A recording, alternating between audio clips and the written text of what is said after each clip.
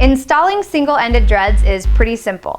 I'm going to show you my favorite method for how to do that. You're going to need your single-ended dreads, some clips for control, elastic matrix thread, which is my preference, but you can also use rubber bands, a comb, and your shears.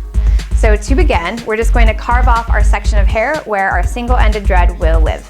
And you are going to use clips to control the other hair and keep it out of the way.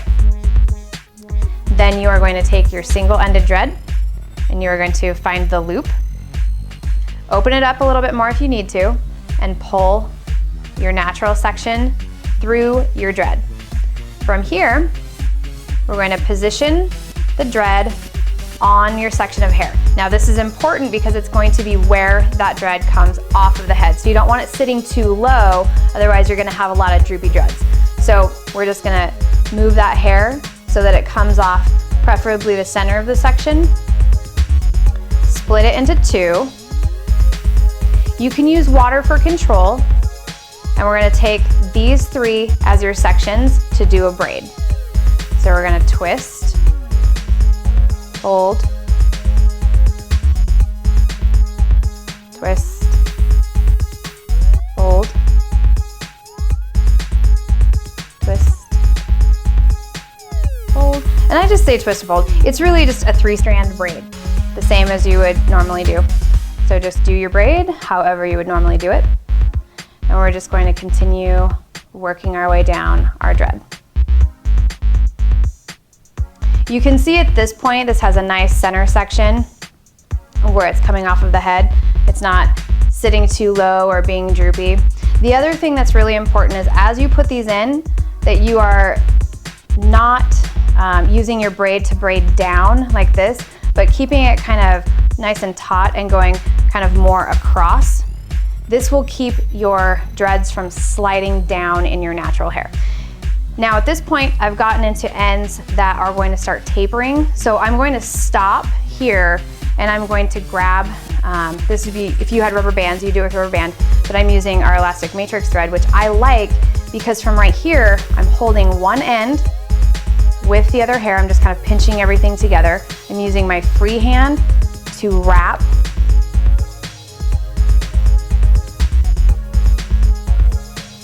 So I've wrapped it a few times and then I'm going to pull it a little bit tight.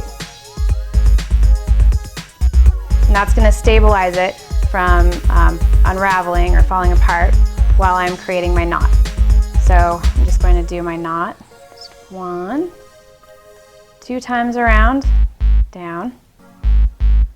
And I'm not doing a, a dear God kind of knot. You want it to be taut, but if you pull too hard, you don't want your threads to snap. It's pretty hard to break this stuff, but it does happen, and it's much easier to not have it snap.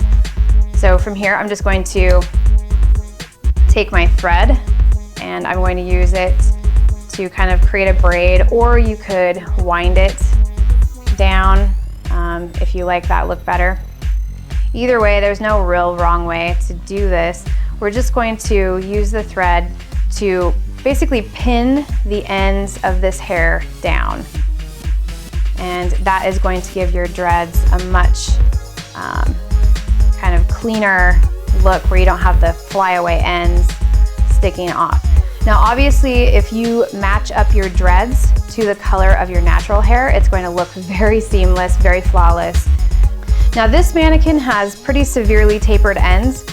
So if you have even more severe tapered ends or you run out of thread, you can actually tie it off early and start another piece of thread the same way that we did when we added it up here.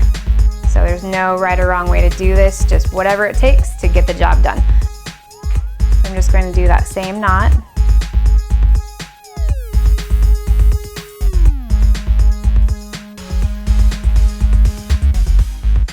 And then snip away your ends. And that has your installation for your single-ended dread.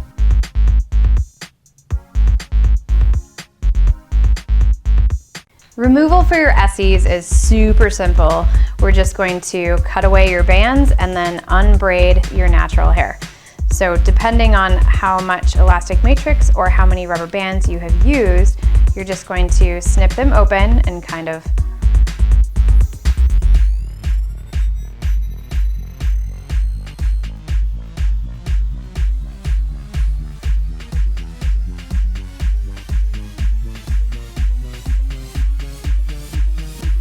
And from here, simply unbraid.